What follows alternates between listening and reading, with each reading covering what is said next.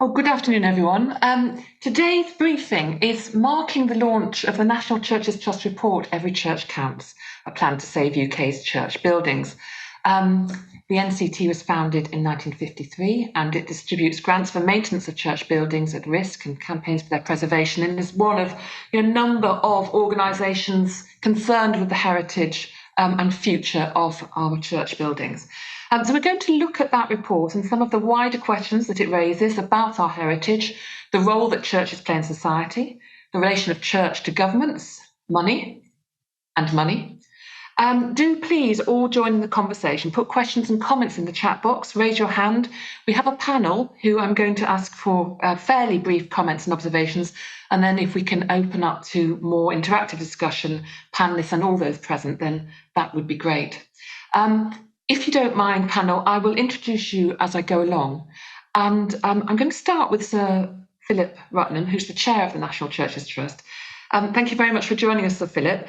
You took over as chair of this trust, I think, about 15 months ago. Tell me what you observe of the scene during this first 15 months about, the challenges that are facing us in terms of church buildings.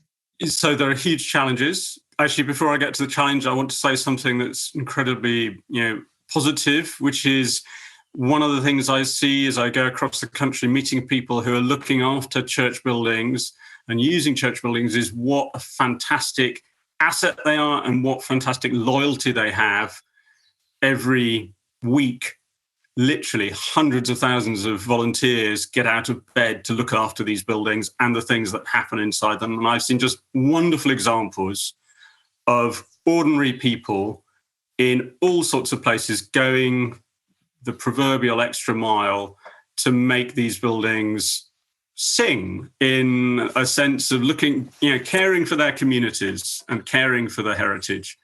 The challenge, though, is enormous because of all of that effort, all these buildings, nearly half the country's most important historic buildings, and all the community and activities that take place inside, and worship, of course, too, rests ultimately on the shoulders of volunteers. We've got this amazing way in which we organise, fund and run church activity in this country, church and chapel activity across all parts of the United Kingdom, which is fundamentally about depending on volunteers.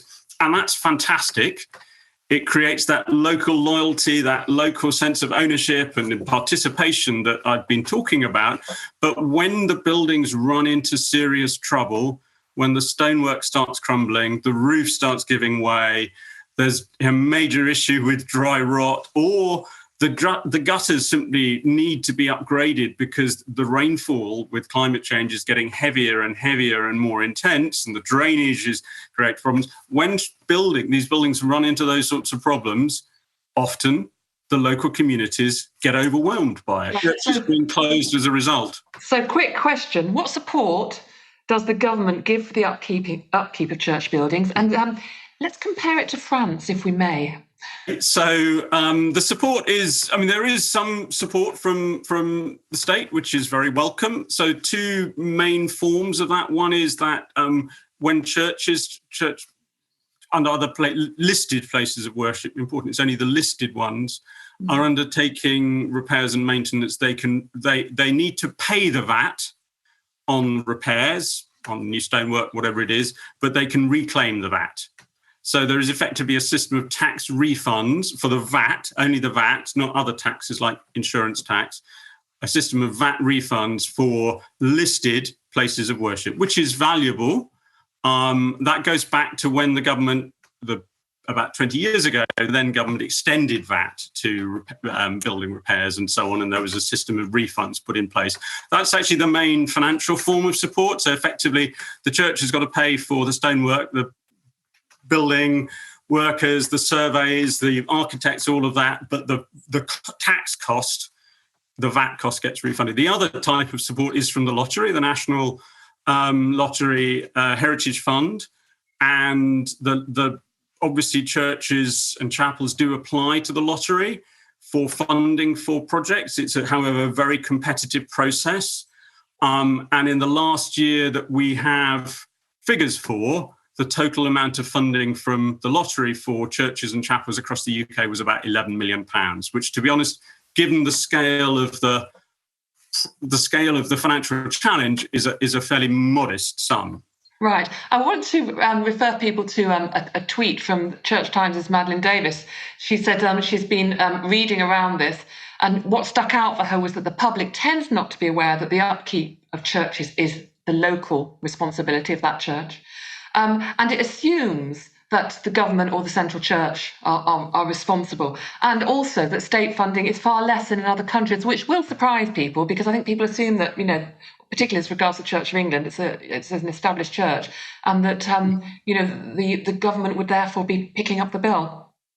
Well, Madeline's absolutely right. I think there is a general assumption that these buildings, because they're so important, so prominent, so part of our history and community, are paid for by taxpayers, but they're not. They're paid for by local people. And you mentioned France, and actually it's an interesting comparison, because even though France, of course, is a very secular state, secular-minded state, actually all these buildings in France, almost all the buildings in France, the cathedrals, the parish churches, the equivalents, are all actually owned by government, by national government in the case of cathedrals, and local government in the case of parish churches and the equivalent. And they're responsible, the communes, the national government are responsible for their upkeep.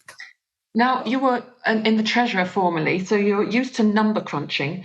And I think while you were there, you were involved in an assessment which suggested that the social value to the community provided by churches was £55 billion. £55 billion over what period of time?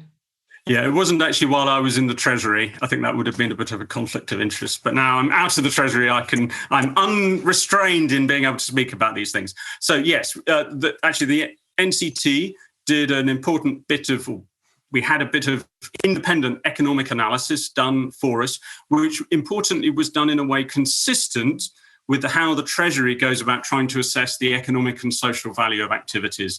There's something called the Green Book, which is the sort of, the textbook way of doing it. And this was a Green Book compliant analysis.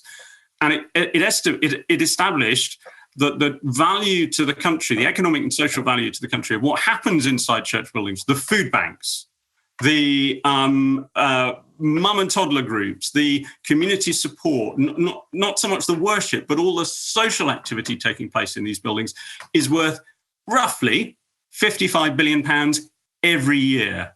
And actually, I would say that is a small c conservative number. It's a low number because, for example, it doesn't attribute any value to the heritage itself. And yet people do value the fact these are fantastically beautiful buildings, moving places to be, all of those things. It doesn't also account for lots of other things, lots of other value that is connected to church buildings. We all know that if you're in a social group, if you go to a mum and toddler group, if you go to an old age person's lunch or something like that, helps to reduce loneliness, makes you feel included, and there wasn't any value for that either. So yeah, 55 billion every year. And I suppose, a lot of those services are provided in buildings which aren't necessarily listed and which are going to therefore not be eligible for some of the grants. You've got a 6-point plan. I just want to talk very briefly about one of them. £50 million a year of public funding is what you want annually, ring-fenced for churches from the government. Is the government listening? Obviously, any proposal that involves public spending is difficult in this climate. But I would say, first of all, our plan is not just about money. It's really important to recognise that there are some other things which don't cost any money, which we also need to talk about, which are about bringing people together, about all those sorts of things. On the money point, I think government recognises that this is a really, really important issue. This is the biggest challenge facing the country's heritage of, I would say, of any kind, by a huge margin. That we have 20,000 listed places of worship, listed churches and chapels across the UK, all cared for, as I've been saying, by local people. We have an enormous, it's not just about heritage, though, it's also about community presence, the iconic role they play in the landscapes. So I think government does recognise that this is a really important issue. Money is difficult, but I would say, really importantly, public money spent in this direction, we're talking, okay, £50 million is a material amount, but relative to the scale of impact, this is a bargain. It's a complete bargain. If by supporting this amazing network of buildings and voluntary activity, we can just reduce the pressure on the NHS, on mental health services, on social care by just a fraction of 1%, it would pay itself over many, many, many times. And we need to be thinking more as a society about prevention and not just dealing with emergencies. Thank you very much. Well, if we could go to Claire Walker, who's the CEO of National Churches Trust, just on a couple of the other points that are in the plan here. One of them is, again, another action from government to help put churches on the tourism map. Are churches under-visited? They could be better visited. I think we know that churches that are open attract more people. We know that people love to visit churches. We think that, they hold the DNA, if you like, of the whole UK encapsulated in these buildings, and make much more of them from a tourism angle. I think visitors to the UK tend to go to the main Westminster Abbey, York Minster, and so on. But all of these churches have something to offer, and they have so much that people like to see and witness, and the craftsmanship, the stained glass, and everything that people find so valuable. But people do naturally go and visit churches when they go on a walk or they go on a holiday. But if more was made of that, more emphasis on doing that, how to do it, which churches to see. I mean, there are pieces of work that have been done, but just more emphasis on that, we think, would be fantastic and really help to champion these wonderful buildings. And of course, you want churches to be open. That depends on volunteers, and they're very hard to find in some places. I mean, a lot of people are very overworked trying to keep their church open. I mean, how are you going to support or encourage churches to recruit and support volunteers? Well, yeah, that's a good question as well. And also, I think we're not the only sort of type of charity or type of organisation that needs volunteers, and the UK runs on volunteers, in my view. We do have support officers that. Several of them are now funded by the lottery. We have 4, and with more support officers, that's one way of helping to enable volunteers, help them to see what to do, help to give them the ideas and the sort of the permission, if you like, to do the work and encouragement that they need. But we need to just recognise that you can open a building, but you don't have to stay there necessarily all the time. Obviously, it has to be unlocked. But the official insurance line is that it's actually safer to open a building than to leave it locked up anyway. And it doesn't do, it doesn't follow that if you open a building that you will get nasty robbery or anything awful happening necessarily. So it's just really to champion volunteers. We're asking for more support for the volunteers, more recognition, more support. And we also know that if you are a volunteer, that has a great impact on your own well-being, your mental health. It combats loneliness. It gives people a purpose. Philip already said thousands of people get up every morning to do this, and it's so valuable. It's valuable for the volunteer and for the people on the other end of what they're doing. But these volunteers are also, with their clergy, responsible for the upkeep of these buildings, and fundraising is a difficult job and a skilled job. So I mean, it's not just having volunteers available to sort of staff the space, is it? It's about really understanding where they can get money from. It is, and I mean, we offer training. We do train volunteers, and we train on all aspects of looking after a church building. So whether that's maintenance, whether that's how to fundraise, whether that's how to better signpost people to your church, and all manner of things, how to run your church more effectively, I suppose. Yes, fundraising specialised, but in a way, it's also quite simple as well, that people need to be asked for money and they need to be thanked. So it's in a basic level, that's what it is. But again, training people and giving them some ideas and giving them some motivation, if you like, for that does help. Yeah, One more question, if I may, about asking local authorities to make more use of church halls, because they might then help upgrade the facilities as well as sort of just increase the usage of it. Yeah. Not everyone sees churches as an inclusive space. I mean, do you think there's some sort of resistance perhaps among some local authority people about encouraging the use of church buildings? I guess there probably would be from some local authorities, but again, with more sort of education in terms of publicity and awareness and explaining, that ought to be easy enough to overcome. I mean, we know from the polls that we do that there's always a high percentage of people who value the buildings. It's around the 60 to 70% mark always or more. People of all faiths and none recognise that these are great buildings and can be used effectively for other things. We know loads of examples of churches that are used by people of all faiths and none for various services that they offer and so on. So that ought to be able to be overcome. They're an obvious place to offer stuff. Interesting. I saw a story from Rochdale where the council has shelled out for rescuing a historic church. I think it's the United Reformed Church.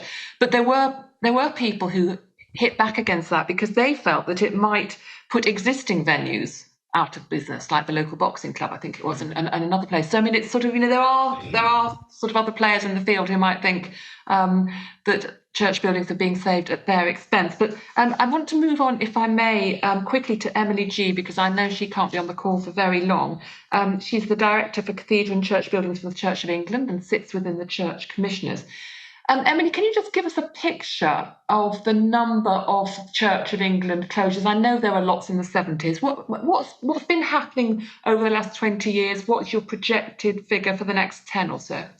Thanks, Rosie. And it's perhaps worth saying that, obviously, with the Church of England, we really support and welcome this National Churches Trust report. I think it's an extraordinary piece of work and really aligns with a lot of the work we're doing in this wonderful kind of collaborative landscape at the moment. The report does refer to church closures, and that's a really important factor, obviously. Just to stress, really, of course, the report looks UK-wide and across all denominations. So just to think from the Anglican Church perspective, and of course, sometimes churches do close, but happily, the truth is that the number of closures is the lowest it's been for 50 years, and we're starting new worshipping communities all the time. Looking at the last 10 years, last decade or so, there have been about 200 church closures, Church of England closures. It's around sort of 20, 25 a year since 2010. And that's remembering, of course, that there are 16,000 Church of England churches around the country. Are they fairly well evenly distributed across the country? Or have you got sort of pockets where you have more? Yeah, it's a good question. Certainly are certain areas where there's a particular, where there's been higher numbers, but it's something that I think really useful it's part of our work in this area, is thinking about how we can support churches, is reflecting on just that and seeing where there are indicators of a church that might be potentially on a route to closure, what we call struggling, where we can actually come in and support working either with that church or indeed with the diocese, if it is slightly more of a pocket, and really focus on the work that we can do to help together keep churches sustainable to the future. So our Buildings for Mission program, for example, and our Struggling Churches program is bringing in lots of special care and support to help just in those scenarios, so we can divert churches away and give them the kind of support and sustainability they need to get through that tricky period and remain alive for worship and community use into the future. I know that I think the recent appointment of some sort of church support offices, certainly for certain dioceses, wasn't there, to help congregations think about how they maintain the fabric and so on. I think we'll probably come back to this later. I see a comment in the chat box. We might come back to that later. But I mean, one of the challenges that the Church of England has set itself is to set a net zero target for carbon emissions for 2030. What added pressures does that put on churches? Well, I think it's something, obviously, we're very aware as a nation and a world, of course, the issues here in climate change and the impact that has on historic buildings. And Philip made that point really eloquently in the beginning about the extra pressure that puts on buildings in terms of pressure on gutters and things. But we are very committed as a church to net zero by 2030. That's the target we have for all our buildings across the estate. And there's a really strong investment from the Church Commissioners in this area, £190 million, to think about how we can support churches, dioceses and parishes to get to net zero 2030. And a lot of this is providing advice and guidance.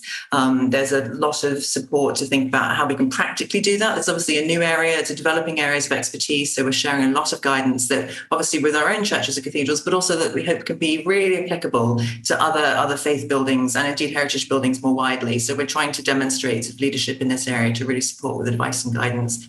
and also in providing demonstrator churches, so that pretty soon, through some investment everywhere in the country, someone will be near a church which has achieved net zero status and can come and see practically on the ground what that looks like.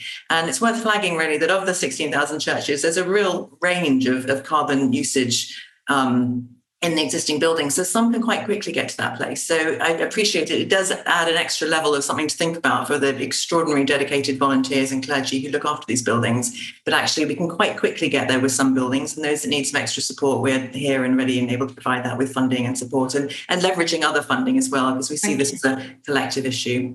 Thank you so much, Emily. I want to leave England for a bit. We'll come back later, but I want to go to Reverend Scott Rennie, who's the Vice Chair of the General Trustees Church of Scotland. And you're in the middle of quite a storm at the moment, aren't you, Scott, with the programme of closures that the Church of Scotland is undergoing. Can you put some numbers on that for us and tell us the reasons why? Well, I think the first thing I'd want to say is that when it comes to rationalisation of buildings, and we have a particular history in Scotland in terms of denominationalism, which means that we've always had really a surfeit of buildings. But in terms of the process, it's regionally driven by the presbytery. And I would say we're probably, at the end of the day, I think we'll lose about 20 to 30% of buildings. But I don't have an exact figure because there are some buildings which will go, but there are a number of which there are question marks and where decisions haven't quite been taken. But there's also quite a determined policy that after we have released buildings that we can no longer either afford financially or look after because we don't have the personnel on the ground to look after them, there's a determination that we will reinvest in the buildings we keep, both in the way that Emily G was talking about, in order to help them be sustainable for the future, economically sustainable, try and help with net zero, these kinds of things. So, but at the moment in the cycle, we're very much, I suppose, at the releasing buildings from church ownership, and it's a pretty painful experience, I would say. Yeah, I'm sure it is. And the figures I see range between sort of 350 and 700, which, even at the lower end is an awful lot, isn't it? But it's interesting. The historic reasons for that is basically the divorce and remarriage of denominations, isn't it? Yes. I just wonder whether what you'd say to a criticism that might say you're focusing on mission, but there's at the expense of heritage. I can understand that criticism, but in a sense, the building issue is not simply about whether there are funds available to maintain and restore buildings. I mean, I think, first of all, we have to put our hands up and say we have too many buildings that have not been well looked after over the decades. And very often congregations have thought, first and foremost, about the bill for salaries and staffing in their parishes, and then when there's any money left, thought about what they can spend on their building. And we are reaping the legacy of that. So, as is suggested by the National Churches Trust in terms of churches equipping volunteers at a local level with expertise they need, we're in the process, have been now for a few years, of rolling out presbytery buildings officers, generally project surveyors who have the expertise that congregations need to give good advice. And that's starting to make a big impact on the estate of our buildings as a whole. I think the fundamental problem here is we recognise that our buildings and these heritage buildings provide a social and community good beyond their narrow religious missional purpose. But we need more recognition. We need more recognition of that from the state, from the devolved administrations, and we need to work in a new partnership with these devolved administrations and with the Westminster government and with the heritage bodies across the United Kingdom. Right, it's a partner approach that's going to be required to solve this problem. So are you saying there's something about, the flavour or the nature of the Holyrood government which perhaps isn't as sympathetic as you would like it to be towards the maintenance of these buildings? I wouldn't go as far as to say that. I think what I would say is that the political culture in Scotland, because of the historic settlement between church and state, i.e., for example, the Church of Scotland is a national church, and it does have rights and privileges in Scotland that other denominations don't have, but it's not an established church. And I think because of that, and because of Scotland's, history of sectarianism over the years, I think the political landscape is careful not to be too close to denominations. And to be fair, the church has always kind of protected its independence from interference by the state. And I think that I feel that's fed into culture across the board, not just with politicians, but with the churches too, in which I don't think we've been as good as we might have been at forging partnerships together, recognising the value of these buildings and what they bring to the community as a whole. Really interesting. Thank you so much. Alex Glanville, we'll go to the Head of Property Services for the Church in Wales. That's the Anglican Church in Wales. Before we talk in particular about the Anglican Church in Wales, I just wonder about the overall landscape in Wales. If I'm spending my summer doing a church's walking tour in Wales, what do I see?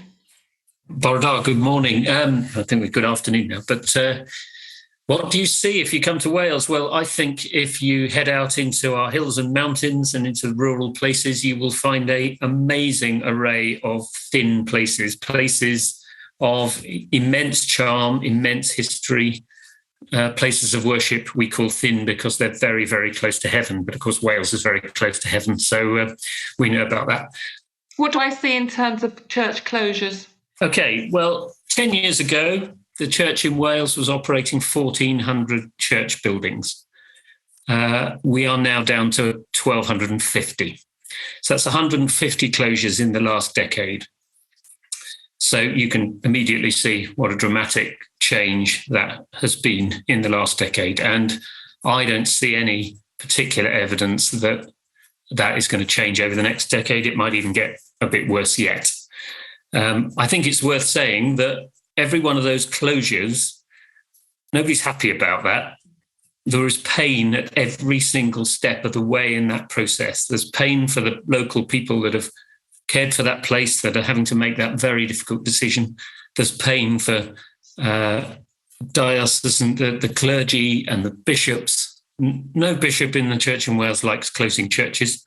I'm sure it's the same in any denomination. So in all of this, those closures come about after an enormous amount of pain, but also after an enormous amount of effort to try and keep things going. And I think we're reaching that point where years and years of amazing dedication by people, and it's just one of the things that the NCT report makes clear is the amazing dedication by people over such a long time, it runs out. And that is just a deeply sad thing. And so anything that can be done to help has got to be right. You're at the centre of all this, but you are engaging with the decision to take the closure is very much made at a local level, isn't it? I mean, and what are the factors that mean that people just say, yeah, we've got to close this? Is it that there are not enough people to help keep it open? Is it that the building isn't listed and so isn't available for some grants? I mean, what is it that just is the death knell in the end? I think it's all of those things. You can't say it's any one thing at any one time, but invariably it's to do with there are simply not enough people attending that particular building to sustain it, to just look after it, to do the jobs that need doing, let alone raise the money to do the things that need to be done. That's one factor. Sometimes that's been going on for an extended period of time, and therefore the building has reached a point where it needs a massive amount of work. And that's where there is the lack of funding, or the difficulty in raising the funds to do significant works to these listed buildings comes in. So that can become a major factor. And for a lot of our rural places, we're talking about tiny populations. So, the expectation that somehow or other a small population in a rural area should somehow or other be able to maintain a grade 2-star or grade 1 listed building is just kind of fanciful, really. I know you're not the Church of England, you are the Church in Wales, which is very, very different. But do you have to struggle with a public perception that you've got lots of money and you should be able to sort it without having to, call on local people?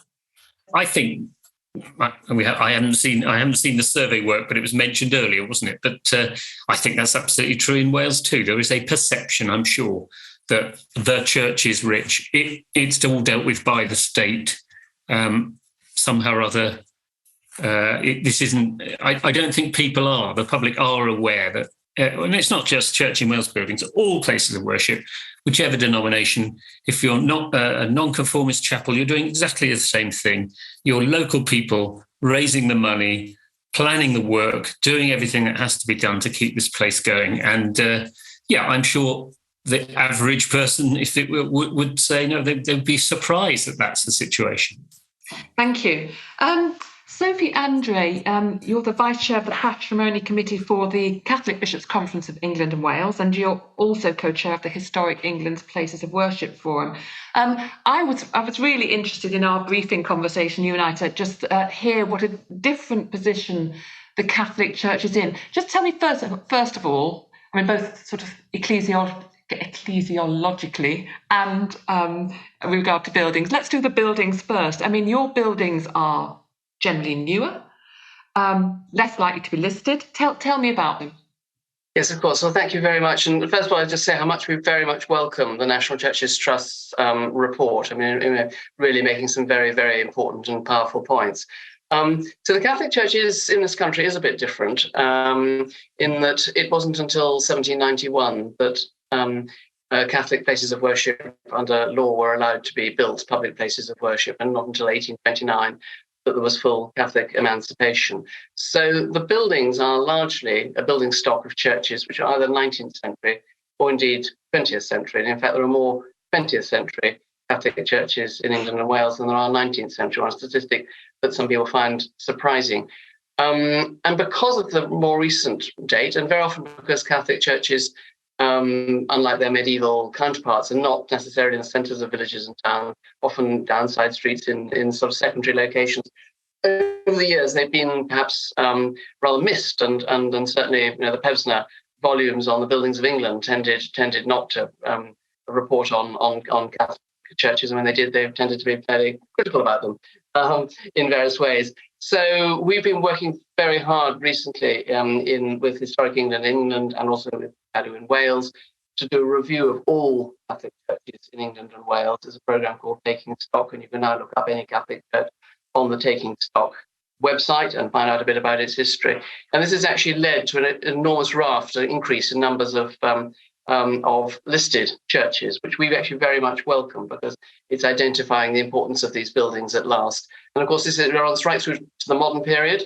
So we've seen a significant increase in the numbers of listed post-war churches. So we have big Victorian churches, very often in inner city areas, very often very deprived areas, finding it very difficult to raise the money. These are kind of churches that well built in the Victorian period, but now in need of major capital investment in roofs and so forth. And then the more recent buildings, the post-war buildings, often built very experimentally. And these have reached the sort of same point. So there is a really urgent need for funding for capital repairs, which is way beyond what the local congregations can meet. So there's a huge issue there. One of the problems, we might say, that you have is that because of the way you use your church buildings, or because of the way you don't use them perhaps, you don't meet some of the criteria for lottery grants on sort of say public engagement. Can you just sort of talk just briefly about the theology of space, which means that you're not going to do certain activities in church? What will you do? What won't you do? And what are the reasons for that? Okay, that's a really, really good question. So in the Catholic Church, an entire church is regarded as the sacred space, and that's because of the presence of the Blessed Sacrament. So it is against canon law, and there's no getting around that Catholic churches can't be used for the sort of secular activities that these days many Anglican churches are not being used for worship. So, for example, take some Anglican cathedrals. We've seen helter-skelters and crazy golf and mums and toddlers groups. Well, no. So I was just mentioning those, but no, really, any group or any activity within a church that's not around the mass and so forth is really not possible inside the body of the church. Oh, clearly, it's perfectly possible in halls and other buildings. Yeah. That's really the issue. So where there's an emphasis, for example, in some grants criteria to provide activities within a church, that does present a big problem for Catholics. On the other hand, and it's a point that we've been making consistently, and it's really good beginning to see this being taken on board, is that churches of all denominations provide a quiet space, a place for reflection for people of faith, people of no faith. And if you go to a Catholic church, you'll very often see there'll be people just in there sitting quietly. And actually that provision of that kind of space, we feel, is incredibly important for well-being. So it's not about activities don't all have to be really active in a sense. Are you having to close churches because you just can't keep them open? The issue around closure, yes, is real, and it's particularly driven by a number of factors, and it's reduction in numbers of people going to mass. It's population shift, very often from city centres, big Irish populations in the 19th century, and those shifts in population, shortage of priests. So there is many dioceses are rationalising, but the taking stock report, which I say identified historic and architectural interest, has been an absolutely key tool in this, so that in making those decisions, heritage can be factored in. Thank you very much indeed. Bishop Vivian Fall, Bishop of Bristol and one of the two lead Church of England bishops for church and cathedral buildings. Sophie mentioned the helter-skelter, so I'm not going to pass that one by. But I suppose the cathedrals, I want to say the cathedrals are the easy bit in a way. I mean, they're not, but there's evensong, the numbers were up for worshippers at Christmas. Everyone can see the value, I think, of a cathedral in a space. Just on the diversification of the use of cathedrals, if you had unlimited money, would you still want to have the silent discos in your cathedrals, and why? I don't want to take any specific example, but yes, because those cathedrals have their pulling power, to put it crudely.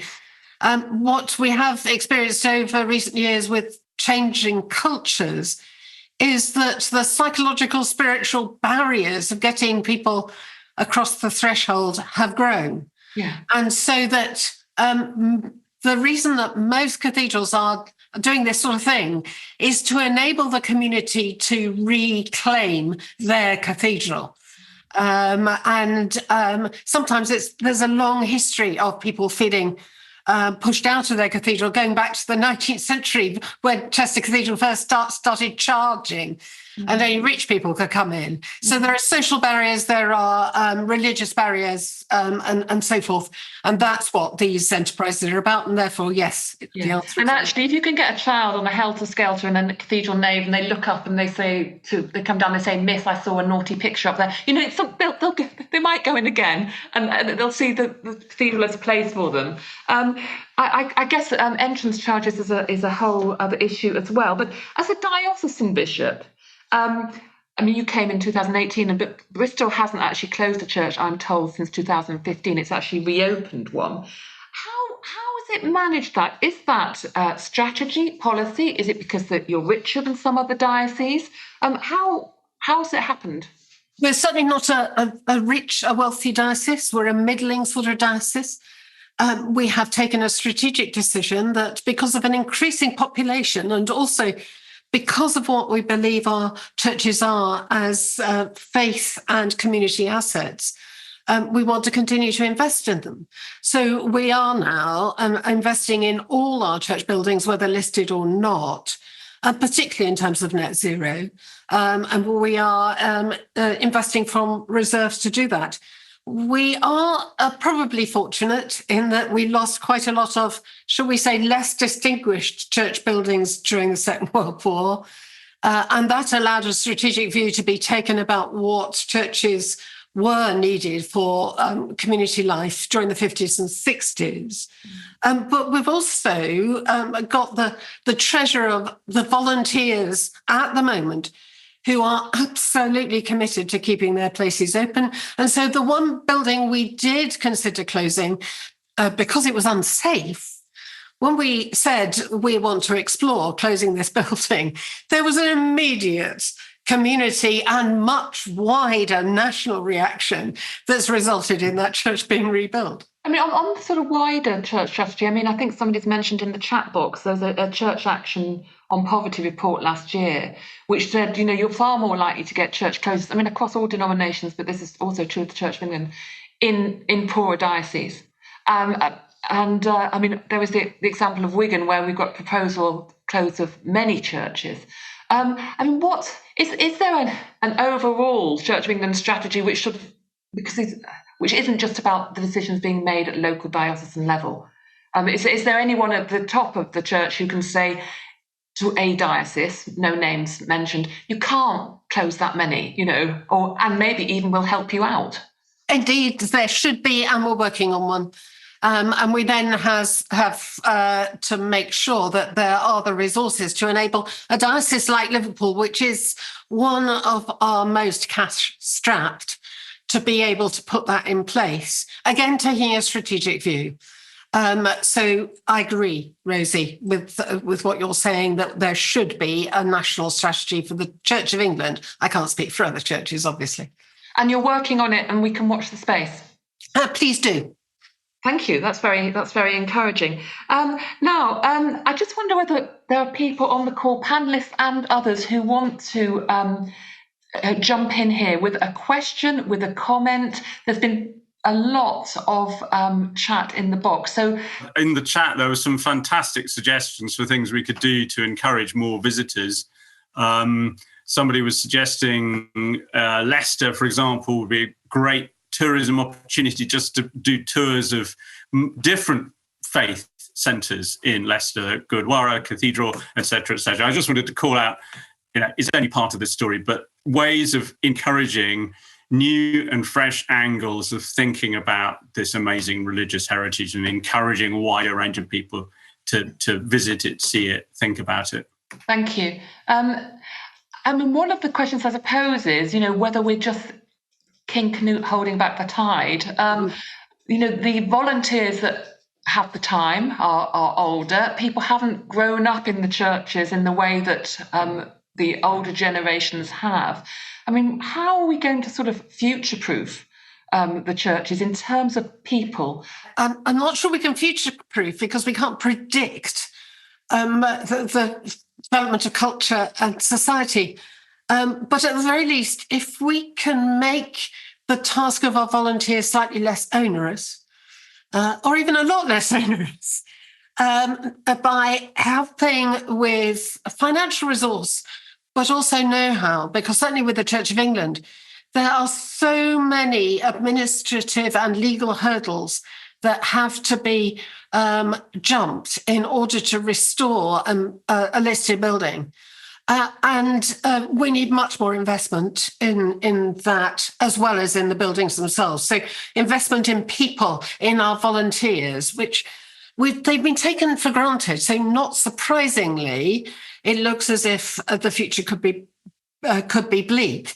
But I just wonder, if we manage to provide much more support and know-how, whether this could become once again more attractive, not necessarily to churchgoers, but the whole community, to get behind the continued development of their church space. There's a question from Tony Goodger on the chat. I don't know if, Tony, you're available to speak a little bit more to this, but I kind of raised at the beginning with Claire Walk about whether the shifting demographics impact on support for the churches. The First Mosque in the UK is trying to raise money at the moment, and we're getting a new heritage of new faith buildings that are going to need their support. And I just wonder what that means for raising money from local populations, but also, yes, a sense of it's a different society that we're living in. We are in a different society, for sure. I think, the question about volunteers and where they're going to come from and enabling them, I think there is an opportunity to get younger people, working age people, involved in volunteering. There are a lot of companies, large and small, do corporate social responsibility, and with the right way of contacting them, could offer to work out of ways where they could support church buildings, and younger people, whether they are they might describe themselves as not having a faith, but I think they're interested in well-being, and with the mental health crisis going on, that's an angle which I think they will want to use the church buildings, but maybe not in the traditional ways of worship. Therefore, these buildings are going to be very much needed and valued. And if you can work on ways of engaging people to volunteer, using who they work for and giving the right promotion to volunteering, I guess, I think there's hope. We can't do everything all overnight, and we can't do it all on our own. But I think having some of those ideas and giving examples is at least goes some way to solving that. I mean, I think it was Alex Glanville who said to me on an earlier conversation I had with him, we don't have a buildings problem, we have a people problem. Well, I guess we have both, really, don't we? Anybody else want to come in just in the final couple of minutes? I plan to end this at 1:05. Chip Stiddolf, welcome. Yes, thank you very much indeed. I wanted to take up Bishop Viv's point about making life easier for volunteers. I'm editor of the Church Warden's Yearbook and have been for 20 years. And the amount of pressure which is now put on church wardens is much greater than when I started. And I find that church wardens are not coming forward to volunteer to do the job because there's just too much for them to do. I think when I started, there was probably an average of 2 church wardens per church. Now there's probably an average of 1 church warden for 2 churches. It's really quite a serious situation, and the church wardens are very, very important in preserving the churches. And without their work, if you don't have them coming forward, you're going to lose. I mean, people will still want to come to church, but the churches will not be maintained if the jobs of church wardens are not made more attractive. That's my point. It's exactly for me on the button. I think the church has disregarded and undervalued its volunteers, and I would like the church to wake up to that. So you make the point very well made, and I hope, Chip, we might have a conversation about that. Okay, so Philip, just a final word from you, really. I mean, I wonder if you could do a bit of crystal ball gazing. We may have a new government in the next year. Will that alter the future for church buildings? What would you like? You're doing a report. You're going to be the chair for the next 10 years. I appoint you now. What is going to be your end of 10-year report in 10 years' time? Were things to go completely your way, and maybe were things not? Gosh, what a question. Right. What would good look like in 10 years' time, whether I'm chair of the NCT or not? I think good would be, first, we don't have a set of exhausted volunteers. Instead, the talk is about celebrating the amazing volunteers we have. We know that we've made their lives easier by doing some of the things we talked about in this conversation, some of the things in our report. We have across the country buildings that fundamentally are thriving. And the talk is about how many of them are thriving, not about how many of them are a problem. We've turned the conversation around, essentially, instead of this all being about, is it holding back? Are we King Canute trying to hold back the tide? Instead, we're talking about positive metaphors. It's the amazing network that is energized and supporting our society, and often the most vulnerable in our community. And which is funded. It's a different sort of conversation, but backed up by abundant evidence of effect and impact. And I think that is actually all doable. It's not that we're going to be every church, no church is going to close, of course not, but that we have to focus on. So much of the conversation tends to be a sort of looking at, it's a sort of glass half empty conversation. Really, we need to be thinking, if we think about this problem differently, if we think about these things as assets an enormous opportunity for good in society. Whatever government is in power is, to be honest, to one side. This will be about an engine for good across our society. I mean, it's interesting because your report's called "Every Church Counts," and I wanted to say, do you mean every church? But I guess it's every church counts in terms of the people that are there, I guess. And Alison Milbank has said, let's stop seeing buildings as baggage. Thank you, Alison, for that. So on that, I will thank you all very much indeed for taking part. We could have spoken for hours and hours and hours. And I really enjoyed digging into this as preparation for this and learning a lot. Thank you all. I hope we'll see you all again soon and that we might be able to pick away at some of the individual elements that people have raised today. I will leave the chat open just for a little bit longer so that you can take the odd note or the odd link that you want. But for now, thank you very much, everybody, for joining us.